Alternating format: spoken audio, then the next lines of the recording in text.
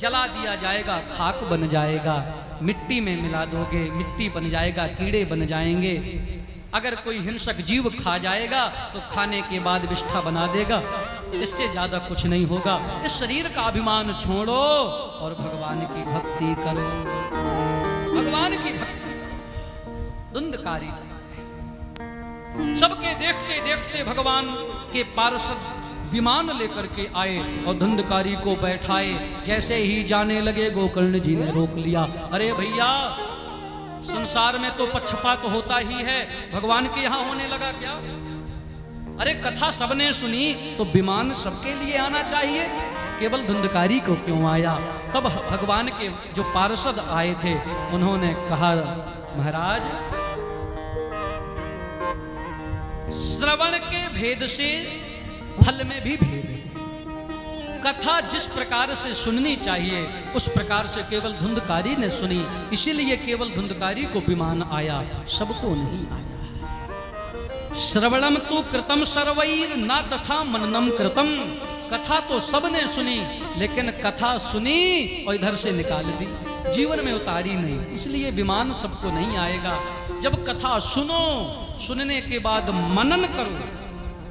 आज जो कथा में सुना है इसका फिर बाद में चिंतन करना, मनन करना, फिर कल कथा सुनना, तब विमान आएगा। भगवान के पार्षद चले गए धुंधकारी को लेकर के इधर। अब तो गोकर्ण जी ने कहा, मैं पुनः भागवत सुनाऊंगा।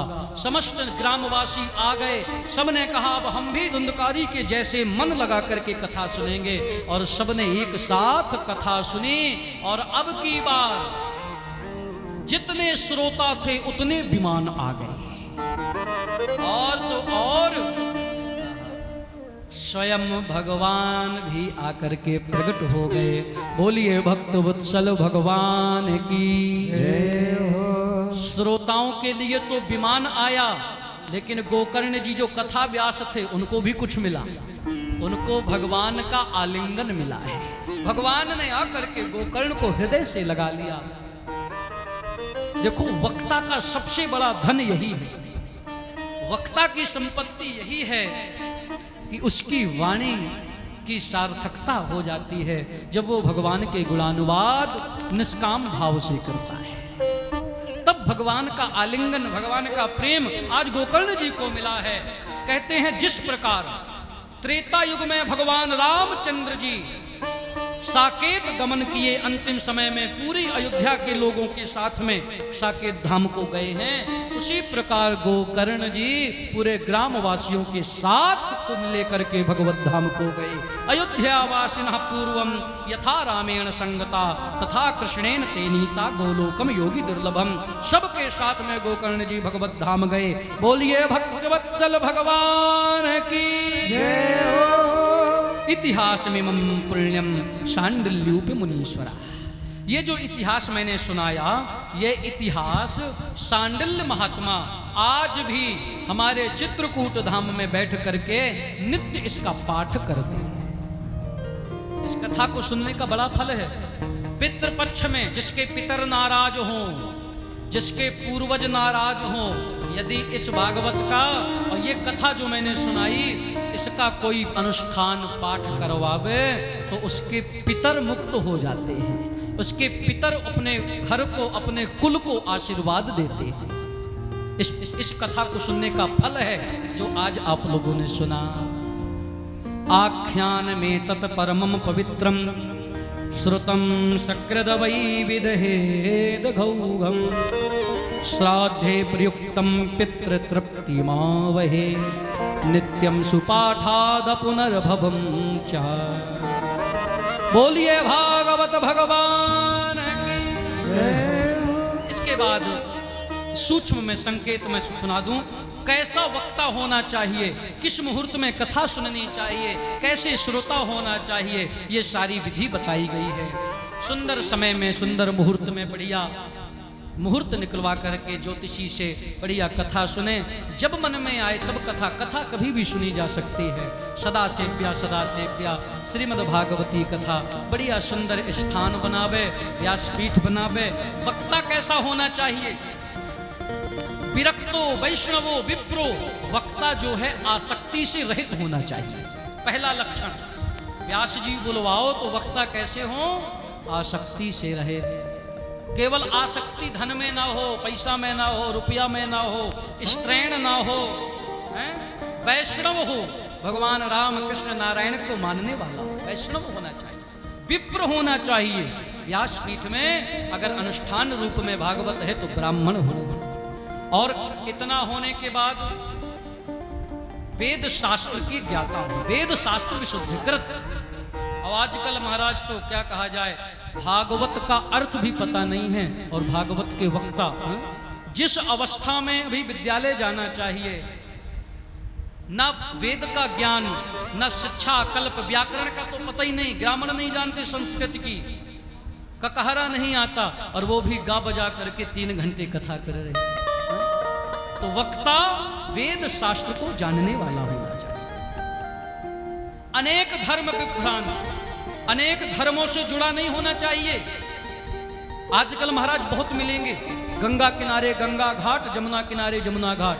देखा कि आज राम भक्तों के बीच में कथा सुनानी तो राम जी के भक्त बन गए, हम राम भक्त। कृष्ण कथा सुनानी तो बंसी वाले बन गए, शिव जी की कथा सुनानी तो त्रिपुंड लगा लिया, देवी जी के भक्तों के पास गए तो बिंदी लगा लिया।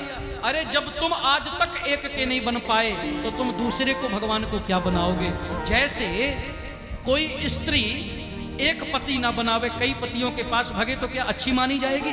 नहीं मानी जाती ना।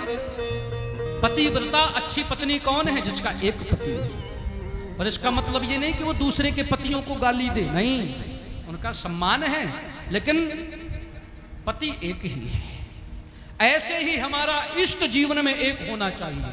राम कृष्ण दो एक हैं, अंतर नहीं निमेष, सब एक हैं। भगवान शिव भी परम वैष्णव हैं, रामेश्वर हैं, राम इनके ईश्वर, ये राम के, लेकिन एक को मानो। शिव के हैं तो शिव के, राम के हैं तो राम के, कृष्ण के हैं तो कृष्ण के। ये जीवन में बैठा लेना आप लोग, निष्ठा एक की और निंदा किसी की भी नहीं। निष्ठा एक में होगी और निंदा किसी की भी नहीं होनी चाहिए, तब जीवन में। तो ऐसा वक्ता हो जो वैष्णव एक हो, एक निष्ठ हो, अनेक धर्मों से जुड़ा ना हो, पाखंडी ना हो। और अगर ऐसा नहीं है, खूब पंडित होवे, ज्ञानी होवे, तो ऐसे से भी कथा नहीं सुननी चाहिए। श्रोता कैसे हो? श्रोता विष्णु दीक्षा विहीना नाम नाधिकारः कथा श्रवे। श्रोता भगवान का भक्त हो, झूठ ना बोलता हो, भजन करता हो और भगवान की दीक्षा लिए हो।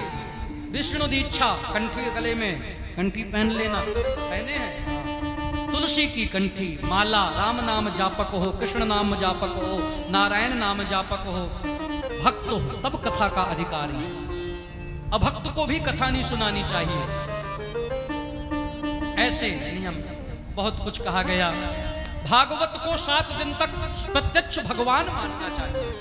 श्रीमद् भागवतो खियोयम प्रत्यक्षः कृष्ण एवे, ये साक्षात भगवान श्री कृष्ण है। और जो श्रीमद् भागवत की कथा सुना रहे हैं वो साक्षात सुखदेव जी हैं। ये भाव, क्योंकि भगवान की कथा कहने वाले केवल भगवान ही हैं, भगवान की कथा सुनने वाले भी भगवान हैं। इसलिए सुखदेव, सुख रूप प्रबोधज्ञ, भगवत बुद्धि रख करके कथा सुननी चाहिए। श्रद्धावान लभते ज्ञानम, गीता में भगवान ने कहा जब तक तुम्हारे अंदर श्रद्धा नहीं होगी तब तक तुमको ज्ञान की प्राप्ति नहीं हो सकती। थोड़ा सा ज्ञान मिल गया महाराज, हम लोग कथा सुनने भी जाते हैं तो वहां भी अपने ज्ञान को लेकर के जाते हैं, वहां भी तर्क करते हैं, कुतर्क करते हैं। इससे कथा देवी हृदय में टिकती नहीं। तो श्रद्धा के साथ जाओ, निष्ठा के साथ जाओ, कथा श्रद्धा के साथ सुननी चाहिए, विश्वास के साथ, प्रेम के साथ, भक्ति के साथ, सत्य बोलना चाहिए, पवित्रता से रहना चाहिए। हो सके तो मौन रहो, ज्यादा से ज्यादा जप करो, सेवा करने वाले सेवा करें। ऐसे अंतिम दिन बढ़िया हवन भंडारा, कोई साधु महात्मा हैं तो हवन की भी जरूरत नहीं, गीता पाठ कर लेवे। अंत में बढ़िया ब्राह्मण भोजन, कन्या भोजन और दान जितना हो सके, शक्तौ परत्रयमति स्वर्ण सिंहम, स्वर्ण आदि के दान की बड़ी कुछ महिमा है। गौ दान, वस्त्र भूषण, सुंदर पूजन करके नियम पूर्वक भागवत